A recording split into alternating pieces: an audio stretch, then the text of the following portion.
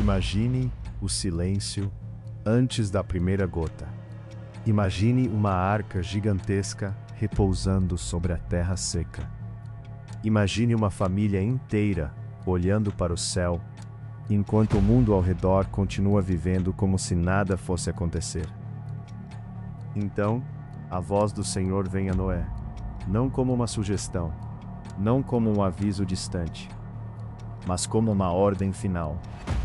Entra na arca, tu e toda a tua casa.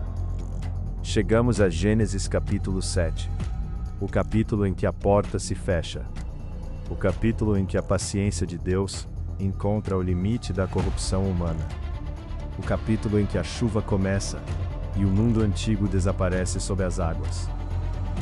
Até aqui vimos Noé em meio a uma geração marcada pela violência, pela maldade e pelo afastamento de Deus. Vimos Deus anunciar o juízo. Vimos a arca sendo preparada. Vimos a obediência silenciosa de um homem que escolheu confiar, mesmo quando tudo ao seu redor parecia negar a urgência daquela missão. Agora a construção terminou. O tempo de preparação chegou ao fim. A arca não é mais apenas um projeto. Ela se torna refúgio. E Deus diz a Noé: entra. Há algo profundamente solene nessa palavra. Porque não é apenas Noé decidindo entrar. É Deus chamando. É Deus conduzindo. É Deus separando aquele homem e sua casa de uma terra prestes a ser coberta pelas águas. O Senhor declara a razão. Porque tenho visto que és justo diante de mim nesta geração. Noé não é apresentado como um homem perfeito no sentido humano, mas como alguém que permaneceu fiel diante de Deus. Alguém que em sua geração escolheu andar em direção contrária. Enquanto muitos se entregavam à violência, Noé construiu.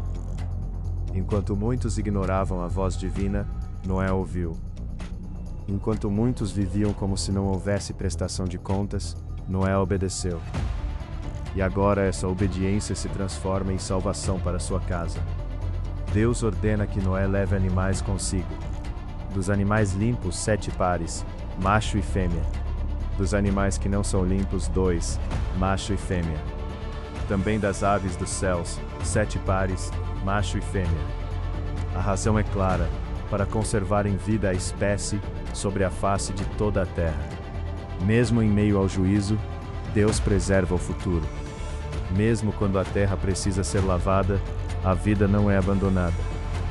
Há morte neste capítulo, mas também há preservação. Há destruição, mas também há cuidado. Há águas que cobrem a terra, mas dentro da arca há sementes de um novo começo. Então o Senhor revela o tempo. Ainda 7 dias. Depois desses 7 dias, choveria sobre a terra 40 dias e 40 noites. E Deus exterminaria da face da terra todas as criaturas que havia feito. 7 dias. Uma última contagem. Uma semana suspensa entre a misericórdia e o juízo. Talvez Noé tenha olhado para a arca, para sua família, para os animais que se aproximavam. Talvez tenha sentido o peso daquele momento. Tudo o que ele havia crido estava prestes a acontecer. Tudo o que havia obedecido estava prestes a ser provado. E o texto, com uma simplicidade poderosa, diz: Noé fez segundo tudo o que o Senhor lhe ordenara. Essa frase é como uma coluna firme no meio da tempestade. Noé fez, não discutiu, não adiou, não escolheu partes da ordem, não tentou adaptar a palavra de Deus ao seu próprio conforto. Ele fez segundo tudo. E quando o dilúvio veio sobre a terra, Noé tinha 600 anos de idade, 6 séculos de vida, conduzindo a este momento. O capítulo marca com precisão o tempo, no ano 600 da vida de Noé, no segundo mês, aos 17 dias do mês. Como se a Escritura quisesse gravar na memória da humanidade. Houve um dia, houve uma data, houve um momento em que o mundo mudou. Noé entrou na arca com seus filhos, Sem, Cam e Jafé. Entrou também sua mulher. E entraram as mulheres de seus filhos. 8 pessoas. Uma família. um pequeno remanescente dentro de uma imensa embarcação. E com eles entraram os animais, dos limpos e dos não limpos, das aves, dos répteis que se arrastam sobre a terra. Entraram 2 a 2 para junto de Noé na arca, macho e fêmea, como Deus havia ordenado. A cena é grandiosa. Animais de toda espécie se aproximando, aves cortando o céu em direção à arca, criaturas pequenas rastejando, animais grandes avançando lentamente. Cada espécie obedecendo a um chamado que ultrapassa a compreensão humana. Não é Noé controlando a criação, é o Criador preservando a criação. A arca se enche de sons, passos, asas, respiração, movimento, vida. Dentro daquela estrutura de madeira, o mundo antigo deixava suas últimas sementes para o mundo que viria. Então passam os 7 dias, e as águas do dilúvio vêm sobre a terra. O texto descreve o início de maneira impressionante. Romperam-se todas as fontes do grande abismo, e as janelas do céu se abriram. Não foi apenas chuva caindo do alto, foi como se a ordem da criação fosse abalada. As profundezas se romperam, o céu se abriu, as águas vieram de baixo e de cima. Aquilo que estava contido foi liberado. Aquilo que sustentava a estabilidade do mundo foi sacudido. E caiu chuva sobre a terra 40 dias e 40 noites. 40 dias de água, 40 noites de escuridão e tempestade. Dia após dia, noite após noite, sem pausa, sem trégua, sem horizonte claro. Nesse mesmo dia, Noé, sua família e os animais entraram na arca. E então acontece uma das frases mais fortes de todo o capítulo. E o Senhor o fechou dentro. Não foi Noé quem fechou a porta final. Foi o Senhor. Essa imagem é profunda. A mesma mão divina que avisou, a mesma voz que ordenou, o mesmo Deus que preparou o caminho, agora fecha a porta. Por fora o juízo, por dentro o refúgio, por fora as águas subindo, por dentro a preservação da vida. A porta fechada fala de segurança, mas também fala de encerramento. Chega um momento em que o chamado precisa ser respondido. Chega um momento em que a entrada se encerra. Chega um momento em que o tempo de preparação termina. E quando Deus fecha, Noé não está preso. A chuva continua. As águas crescem. A terra que antes sustentava os passos humanos começa a desaparecer. O chão some sob a inundação. Os vales se enchem. Os rios transbordam. As planícies se tornam mares. E então as águas levantam a arca. A mesma água que traz juízo sobre a terra, levanta o instrumento de salvação. A arca se eleva por cima da terra. Ela deixa de repousar no solo. Agora ela vaga sobre as águas. Não há leme mencionado. Não há vela. Não há rota traçada por mãos humanas. A arca simplesmente flutua, carregada pelas águas, guardada por Deus. Enquanto tudo ao redor é instável, a promessa permanece. As águas prevalecem, crescem grandemente, prevalecem excessivamente sobre a terra. A repetição dá peso à cena. Não é uma enchente comum, não é uma tempestade passageira, é um juízo universal sobre aquele mundo. Todos os altos montes debaixo do céu são cobertos. As águas sobem ainda mais, 15 côvados acima deles. E assim, os montes são cobertos. Aquilo que parecia mais firme desaparece. Aquilo que parecia mais alto é submerso. Os lugares de segurança humana se tornam inúteis. Não há montanha alta o suficiente. Não há força suficiente. Não há fuga possível quando o juízo de Deus chega. E então o texto fala com uma sobriedade que corta o coração. Pereceu toda a carne que se movia sobre a terra. Aves, gado, animais selvagens, todo réptil que se arrastava e todo homem, tudo que tinha fôlego do espírito de vida em suas narinas, tudo o que havia na terra seca, morreu. A linguagem é ampla, total, devastadora. O mundo que se corrompeu é removido. A violência que encheu a terra é silenciada. A rebeldia que cresceu geração após geração encontra seu fim. Não é uma cena leve, não é uma história infantil. É uma das passagens mais sérias das Escrituras. Ela nos mostra que Deus é paciente mas não indiferente. Deus vê, Deus espera, Deus chama, Deus providencia um caminho, mas Deus também julga.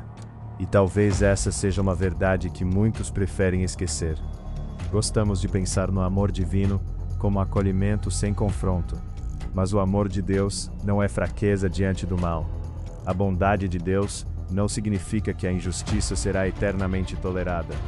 Se Deus ignorasse para sempre a violência, a corrupção e a destruição da vida, ele não seria bom.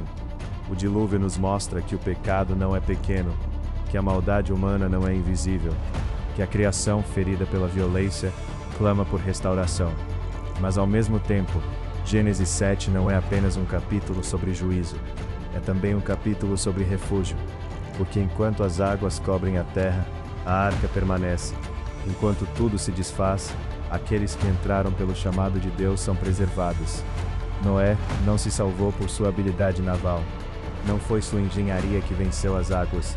A arca foi construída em obediência, mas a segurança veio do Senhor. Foi Deus quem chamou. Foi Deus quem ordenou. Foi Deus quem trouxe os animais. Foi Deus quem fechou a porta. Foi Deus quem sustentou a arca sobre as águas.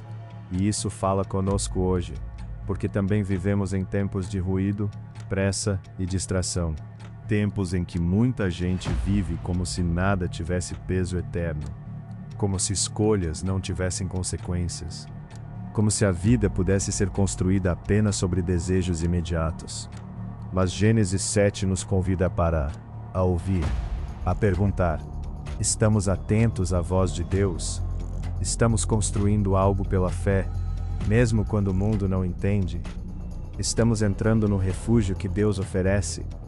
A arca nos lembra que obedecer nem sempre parecerá lógico para os outros.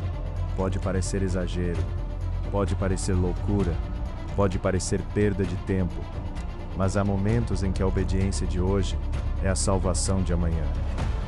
Noé entrou antes de ver a chuva. Ele confiou antes do dilúvio começar. Essa é uma das grandes lições do capítulo. Fé não é apenas reconhecer Deus depois que tudo acontece. Fé é responder antes. É preparar o coração antes da tempestade. É entrar pela porta enquanto a porta está aberta. E há outra imagem poderosa aqui. Noé não entra sozinho.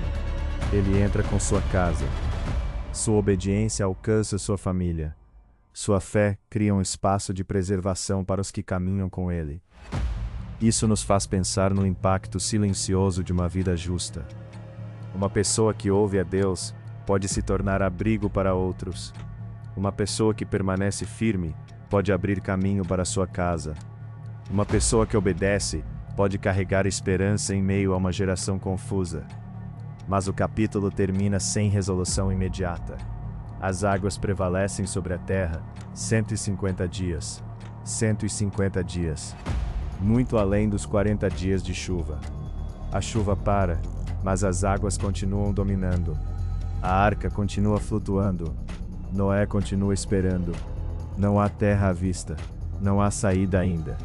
A porta continua fechada. O silêncio depois da tempestade talvez seja tão difícil quanto a tempestade. Porque uma coisa é entrar pela fé, outra é esperar dentro da arca, sem saber quando tudo vai terminar. E é aí que Gênesis 7 nos deixa, não em terra firme, mas sobre as águas. Não com a história concluída, mas com a promessa ainda em processo. No próximo capítulo, veremos Deus se lembrar de Noé. Veremos o vento passar sobre a terra. Veremos as águas começarem a baixar. Veremos os primeiros sinais de um novo mundo surgindo lentamente após o juízo. Porque a história de Deus não termina nas águas, ela caminha para a renovação.